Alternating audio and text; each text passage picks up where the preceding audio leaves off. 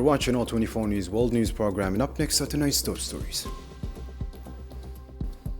Iran and the United States are moving to the next phase of talks. Tehran says the nuclear deal and sanctions are on the table, but Trump is denying any compensation and says the naval blockade is coming down. Gaza camps under fire again, more casualties and mass displacement. Ceasefire violations aren't stopping, and the UN says the humanitarian situation is collapsing, with warnings of ethnic cleansing. Algeria's final training is done. Coach Petkovic says the team is ready but won't reveal the game plan yet. Fans are pumped though. They genuinely believe a positive result is on the cards.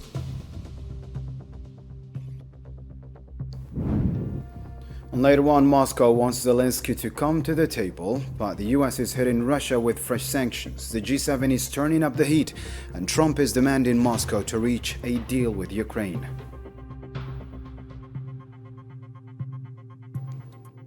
Welcome back. Switzerland's foreign ministry said on Tuesday the memorandum of understanding between the United States and Iran, due to be signed on Friday, will be held at a luxury hotel at Mount Birkenstock overlooking Lake Lucerne. It said the remote central Swiss location is difficult to access and therefore easier to secure. The ministry added the venue was proposed by mediators from Pakistan and Qatar, alongside the United States and Iran.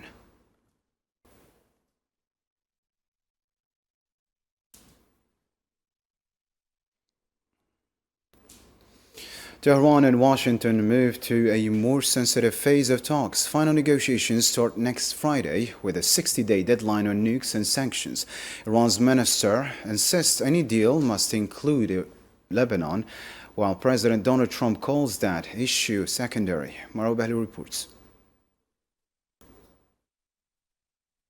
Against the serene backdrop of Switzerland's Birkenstock resort, a war that ravaged the Middle East for more than 3 months is set to come to an official end. On Friday, the United States and Iran will gather for the signing of an initial deal that focuses on ending the war and the reopening of the Strait of Hormuz.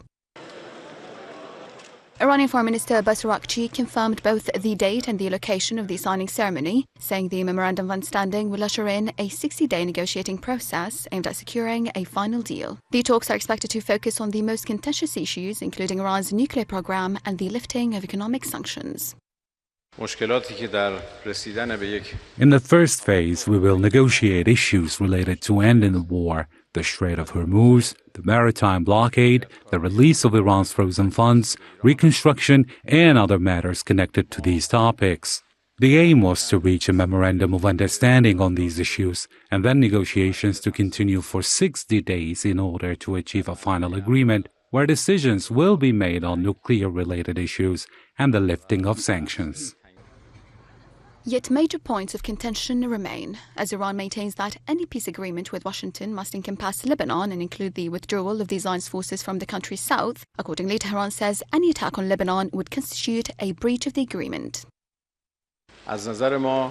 The end of the war also includes the end of occupation. Without the withdrawal of Israeli forces from the territories they have occupied in this war, a full end to the war has not been achieved, and any military attack by the Zionist regime on Lebanon from now on, as well as the continued occupation of Lebanese territories from now on, will, in our view, be considered a violation of the Memorandum of Understanding.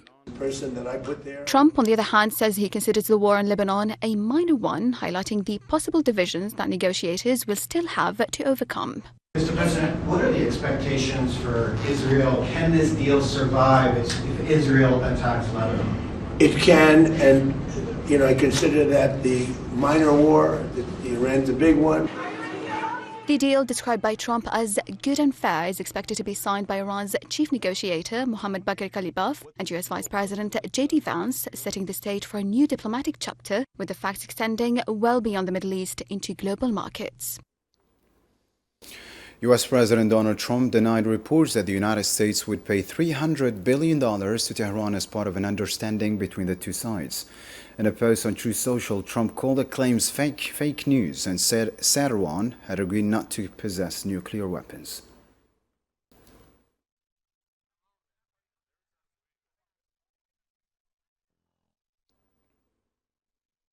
U.S. Vice President J.D. Vance said the ceasefire deal between Washington and Tehran includes no direct U.S. funding for Iran. In an interview with Fox News, he said the U.S. would encourage other countries to invest in Iran if it complies with the agreement. He also said President Donald Trump may release the text of the agreement before its signing next Friday. The agreement says they are not getting a single dime of American money. That's just not what this is. What the agreement does say, Sean, is again, if the Iranians behave, and if there are sanctions relief, and if the Iranians are integrated into the world economy, we would invite other countries, not us, but other countries to invest in their country. That's fine, but only if they comply with the terms of the agreement. Iran's Deputy Foreign Minister Majid Ravanchi said the United States has lifted its naval blockade on Iranian ports. Speaking in Tehran during a meeting with foreign diplomats, he said the opening of the Strait of Hormuz and the lifting of the U.S. naval embargo were part of the agreement reached between the two sides. Iranian television also reported that oil tankers and commercial vessels have resumed operations, with 3 tankers sailing in the northern Indian Ocean and 2 ships carrying essential goods and animal feed heading towards southern ports.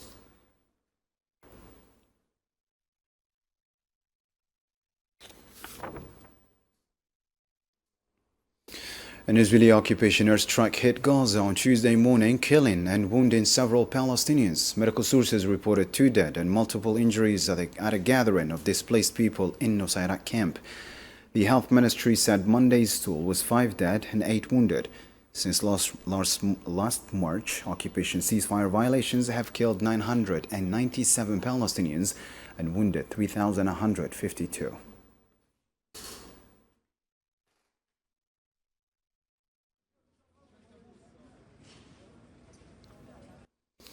In recent hours, eastern Gaza City has seen a new wave of forced displacement of Palestinian refugees as Zionist occupation military vehicles advanced in the northern Gaza Strip in continued violation of the ceasefire. On Tuesday, occupation forces continued drone strike, heavy artillery shelling, and live fire across multiple areas of the Strip, including Gaza City in the north, Khan Yunis in the south, and the Burij refugee camp and Wadi Gaza in central Gaza Strip.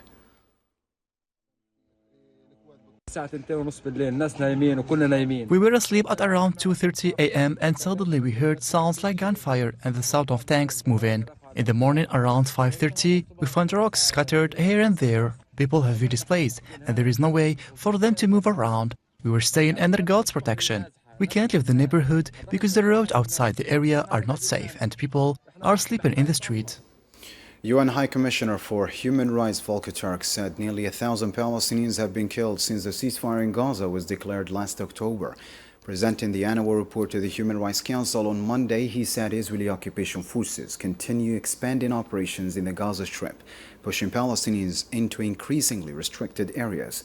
He also warned that restrictions on humanitarian aid are worsening the already critical humanitarian and human rights situation in the Strip.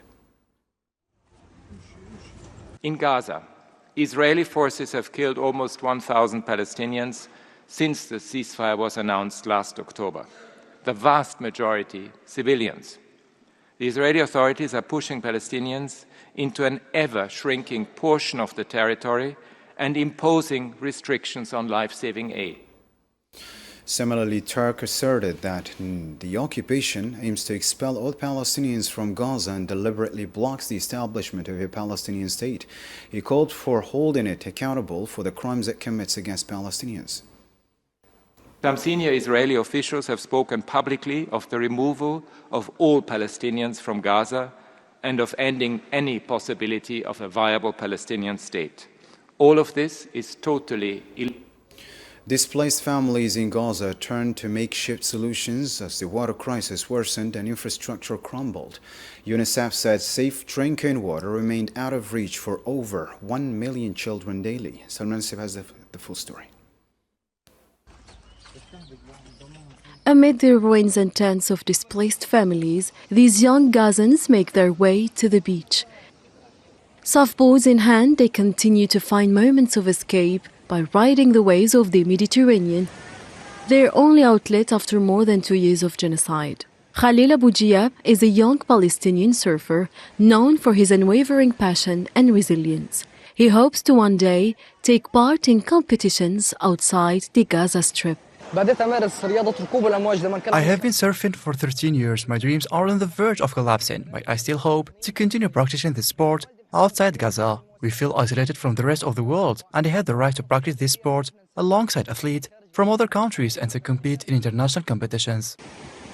Tahsin Abu Asi, a 23-year-old Palestinian surfer, highlights the difficulties faced by local surfers, particularly the lack of coaches and proper equipment. We have to manage on our own. There are no coaches and no equipment, which makes learning difficult and time-consuming. Learning by yourself requires an enormous amount of effort. For the handful of Gazan surfers who remain active, the sea has become a symbol of resilience, a vital way to cope with stress, trauma, and the harsh living conditions in the displacement camps. UN High Commissioner for Human Rights Volker Turk said 57 Palestinians have been killed and nearly 1,300 injured in settler attacks in the occupied West Bank since the start of the year. Presenting the annual report to Human Rights Council on Monday, he also said Israeli occupation forces have arrested hundreds of Palestinians and issued 23 land confiscation orders. He added that demolitions of Palestinian communities and land seizures in the West Bank are accelerating.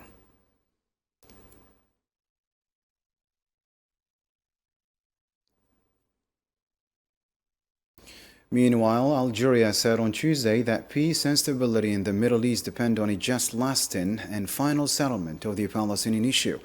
At a meeting of the UN Human Rights Council's Commission of Inquiry on the occupied Palestinian territory, Algeria's envoy in Geneva, Driss Latrash, warned of what he described as a double tragedy facing the Palestinian people. He pointed to the impact of the Israeli occupation and what he called continued international neglect of the Palestinian cause. The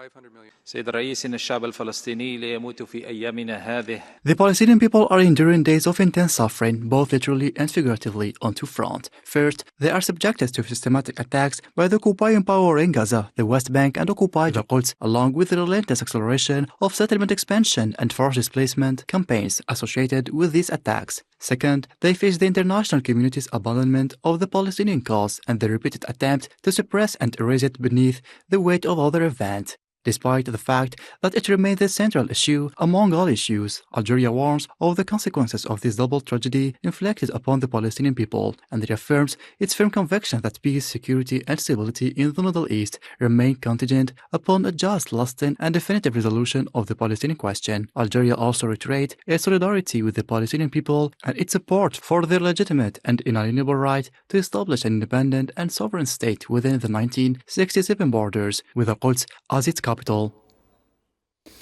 Latrash also reiterated Algeria's solidarity with Arab countries affected by the escalation linked to the Zionist occupation, stressing Lebanon's need for international support and backing.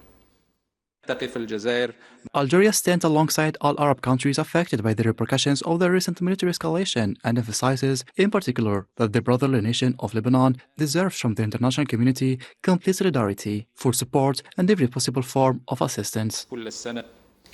And as you followed in our tonight's headlines, the Algerian national team completed its final preparations for its World Cup opener against Argentina early Wednesday at Arrowhead Stadium. The national team, with a full squad, held an open training session for the media at the Rock Chalk Complex at the University of Kansas in warm conditions, focusing on technical and tactical work.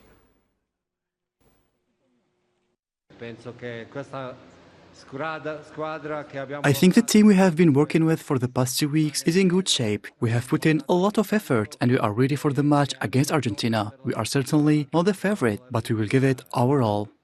We are relaxed because it is just a football match and we already have the experience of the last World Cup. The first match isn't decisive, although it is important. We are confident that things won't be decided in the first match, but we are fine, calm. We are facing a very strong team with outstanding players, but we are okay. Coach Vladimir Petkovic said the opening match in major tournaments often hides tactical details and plans that are not fully revealed. He added that starting the World Cup with a win is crucial for the rest of the tournament. The first match is somewhat unknown to everyone. Sometimes it is difficult to read, and there is always a big question mark surrounding it. Therefore, it is important that we focus on ourselves and do everything we can to achieve a positive result, because winning the opening match always gives us greater confidence and optimism for the games that follow. Out of the match against Argentina, Algeria players expressed confidence in securing a positive result against Argentina. It is a great honor to represent your country, especially in a prestigious competition like the World Cup. I'm happy to be here and I'm eager for the competition to begin. We know they are a great team, but the important thing for us is to focus on our own style. We know that a large number of Algerian fans are here, having come from all over. I hope they will give us great support, because there are also many Argentinians here. I'm counting on our fans to be behind us. Algerian fans in Kansas City expressed strong optimism ahead of the World Cup clash against Argentina in Group J. Speaking to All 24 News TV, they said Riyad Mahrez and his teammates are capable of securing victory and starting their tournament on a positive note. I think Mahrez is going to score. He's our best player ever. You know, Messi, Otamendi, anybody on Argentina cannot guard anybody from Algeria. So that's it for them, bro. They're cooked. Of course, we're ready. We've done the road from Canada. We're very happy to be here. Argentina is a tough one, but we're confident that we can do something, really. Switching focus to the war in Ukraine now, Russian presidential spokesman Dmitry Peskov said on Tuesday that Ukrainian President Volodymyr Zelensky would be welcome to visit Moscow if he is ready for serious dialogue. At a briefing, Peskov said President Vladimir Putin had not received any invitation from Zelensky to attend the G7 summit. He added that there are currently no official communication channels between Kiev and Moscow.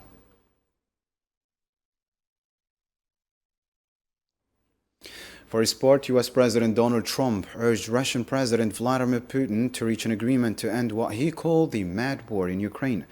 Speaking during a meeting with Qatar's Emir Sheikh Tamim bin Hamad Al Thani on the sidelines of the G7 summit, Trump also said his talks with Ukrainian President Volodymyr Zelensky were very good. Which was great. Well, we have one, but we had a good meeting. I'm meeting him later on today. We had a very good meeting. Look, Russia should make a deal. Russia's lost tremendous amounts of people, and so has Ukraine. Last month, they lost 35,000 soldiers between the two. Think of it. This is on a monthly basis. They average 25,000 people, mostly soldiers, young, beautiful people. And it's crazy what's going on there. But we had a meeting, and we'll see how. I spoke with President Putin on Sunday. On a related note, U.S. President Donald Trump said the United States will soon be able to reimpose sanctions on Russian oil. He linked the move to resume oil flows through the Strait of Hormuz following the Iran agreement. He also noted a temporary waiver on Russian oil shipments already at sea, a decision that raised concerns in Europe.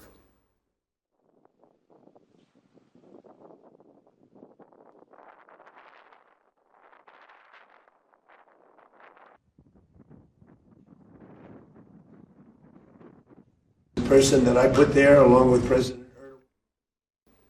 G7 leaders agreed on Tuesday to intensify pressure on Russia to end the war in Ukraine. A diplomatic source at the summit told AFP the leaders in the presence of Ukrainian President Volodymyr Zelensky agreed on new sanctions targeting Russian gas and oil. Zelensky said on X platform that Ukraine's priorities include more air defense missiles, a winter aid package, and stronger pressure on Russia. Great meeting, and our partners supported our messages, what we really need: energy package, we need air defense, more Patriot missiles, and we spoke also about licenses, how to increase the production, and I think this is a good idea which was supported today during our meeting. What we see today is unity in the G7, unity behind you and behind moving forward. There's a number of tangible ways, and I'll just finish with this. Canada today is announcing an additional range of sanctions on over 160 entities focused on the shadow fleet, as we should. Our delivery of the latest stage of Pearl packages, air defense packages, is coming. Canada and Italy signed 2 strategic agreements Tuesday with Italian companies in the critical minerals sector, giving Ottawa priority access to key mineral supplies. Speaking during bilateral talks with Italian Prime Minister Giorgia Meloni on the sidelines of the G7 summit in France, Canadian Prime Minister Mark Carney said the deal reflects shared cooperation priorities. Meloni, for her part, welcomed the agreement, which also grants Italy priority access to Canada's critical mineral resources.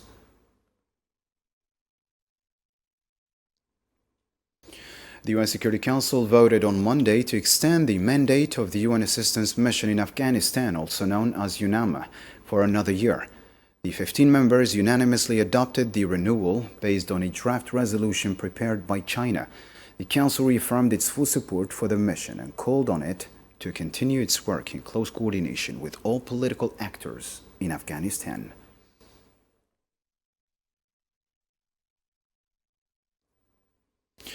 That's the end of our news program for tonight. To catch up on any part you missed or get the latest updates, you can always visit our social media platforms. Thank you for tuning in. Good night.